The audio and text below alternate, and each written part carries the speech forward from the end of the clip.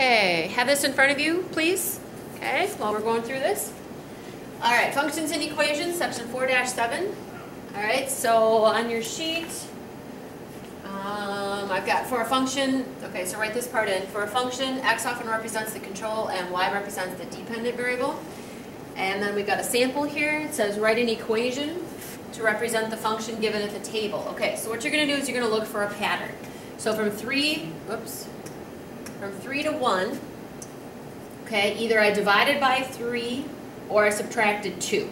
All right, so then I look at another one. Well, from 2 to 0, okay, the dividing by 3 doesn't work anymore, but the subtracting 2 works, so we're 2 out of 2 that it works. Okay, if I check it on all the other ones, yep, subtract 2, subtract 2, subtract 2. So I'm going to take my x, and whatever that is, we're going to subtract 2, and that's going to equal my y. Okay, write an equation to represent the function. How much do you pay, how much you pay at Dunkin' Donuts depends on how many donuts you buy. Let's say each donut costs 50 cents. Okay, so what depends on what, first of all? Okay, how much you pay, so your total bill, is going to depend on how many donuts you bought.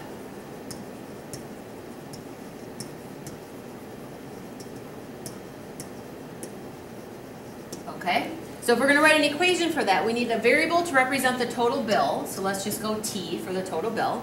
And then how many donuts we bought, okay, let's have that be D for donuts. Okay, so my total bill is going to equal how many donuts I bought, and each one's 50 cents. So I go 50 cents. That's supposed to be separated, hang on. Okay, so 50 cents per donut. So if I bought one donut, it's going to be 50 cents. If I bought 10 donuts, okay, we just take 10 times our 50 cents, and we get our $5 out, okay? So you just go ahead and you just multiply, okay? And that'll get us our total bill. All right, let's step it up a little bit on the next one. It says how much you spend on your cell phone depends on the number of months you have it. So the cost of a phone, for example, might be $100. Then monthly cost could be $75. Okay, so how much your cell phone bill is. So our dependent variable,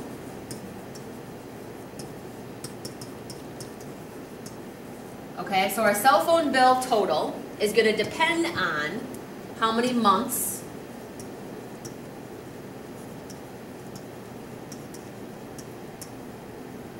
you've owned it, okay? So, let's see, cell phone, let's go with T again for the total bill. And then how many months you owned it, let's go with M. All right, so my total bill, okay, well I had to pay the $100 to get the phone. So it's $100 plus, then it's $75 a month. So $75 per month, okay? So, if it was 1 month, okay, you just take 1 times your 75, add 100. That'll give me my total. 2 months, 3 months, 12 months, whatever it happens to be. Okay, so 75 times the number of months, add the $100 you had to pay, equals your total bill, or how much you paid for it. Okay, steps for graphing equations. Okay, let's see, did I write these for you? Yep, I did. So we'll go through these. Make a table of values, write the values as ordered pairs. Then we're going to plot the ordered pairs on a coordinate system. And then if all values between the ordered pairs also make the equation true, then the points can be connected. Okay, so here's our first example. And I don't believe I have this written in for you, so go ahead and write it in.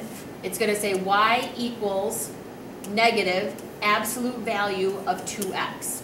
Okay, so what we're going to do is we're going to graph what this looks like. Now, we don't really know exactly what it's going to look like, so we're going to guess a little bit.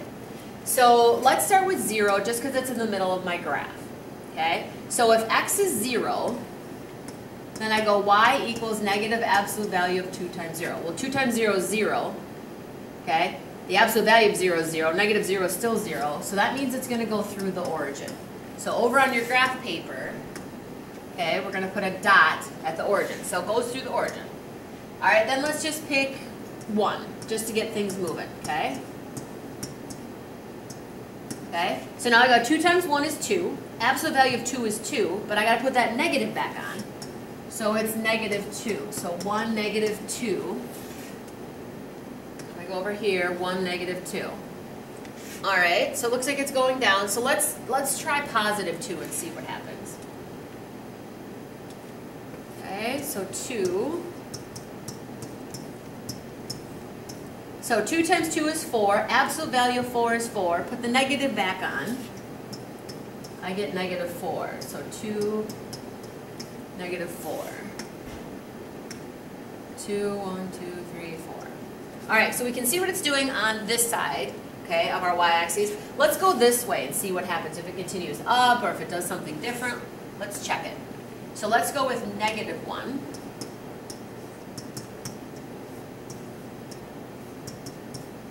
Okay, so 2 times negative 1 is negative 2. The absolute value of negative 2 is 2. Put the negative back on. It's negative 2. So negative 1, negative 2. All right, so if I go over here, all right, that's kind of different. So let's try one more and see what happens. Let's try negative 2. Negative 2 times negative 2. So 2 times negative 2 is negative 4. Absolute value of negative 4 is 4. Put the negative back on is negative 4. So negative 2, negative 4. Negative 2 and negative 4. Okay, you can kind of see that this is a mirror image here. Okay, our y-axis is our line of reflection. And we've got something that looks like this. That's our graph. Okay? If we were to continue this, we could see that it would predict that we would go this way, and I'm going to tell you it would. Just keep going down 2 over 1, down 2 over 1. Okay? All right, so that got us a good set there. All right, let's try this one. I know it's hard to read. It says y equals 4 over x. Okay, now the problem with this is if you put 0 in for x, you can't take 4 and divide it into no parts. Okay? So that's going to come up as undefined, and your calculator is going to come up as an error.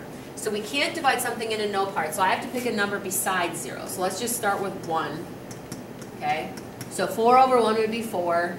So my y would be 4, so it goes through the point 1, 4.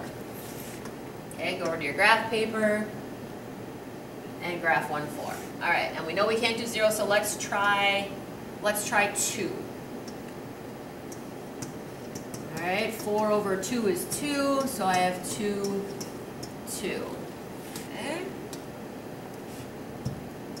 All right, let's keep going and see what it does. Let's go with 3.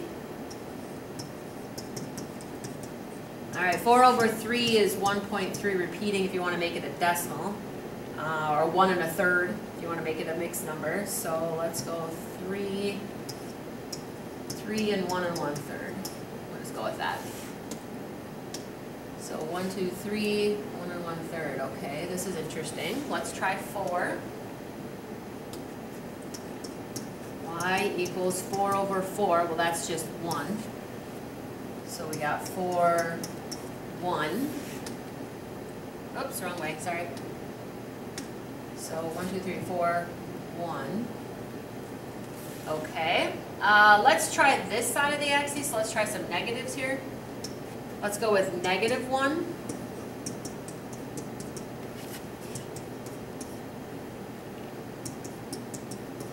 Okay, so I have negative 1, negative 4. Oh, sorry. Negative 1, 1, 2, 3, 4. Alright, let's try negative 2. That's going to be negative 2. So we have negative 2, negative 2. Sorry, my pen's being weird. Okay, so 1, 2, 1, 2. Okay, do you see a pattern here? Okay, it's the same answers we're getting up here, except they're going to be negative. Okay, so this is going to be negative 1 1/3. So negative 3, negative 1 1/3. 1 1/3. So then we can predict that at negative 4, it's going to be at negative 1. Okay? Alright? This is called a hyperbola. Okay? What it does is it makes a curve through your points, and it just keeps getting closer and closer and closer to your axes. Okay? So down here, same thing. Okay? Just keeps getting closer and closer. Okay, it's a weird little graph. All right, so far we had a V-shaped, okay, and we had a hyperbola. And we can can write that down too, I guess.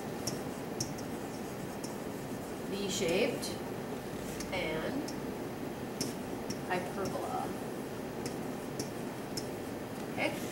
All right, so I would like you to try these two, okay? We're going to get y equals 5x minus 3 for the first one, and then go ahead and graph it on your graph paper.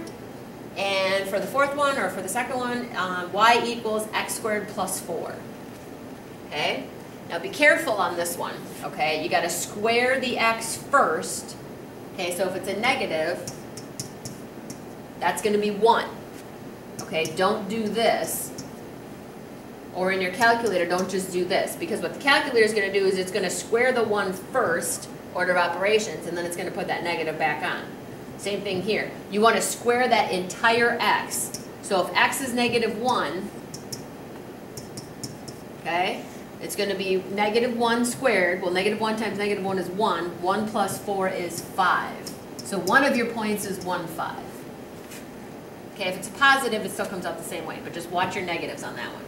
Okay, and graph it on your graph paper, and then I would like you to copy this table down as well. This is going to be really helpful as we move along.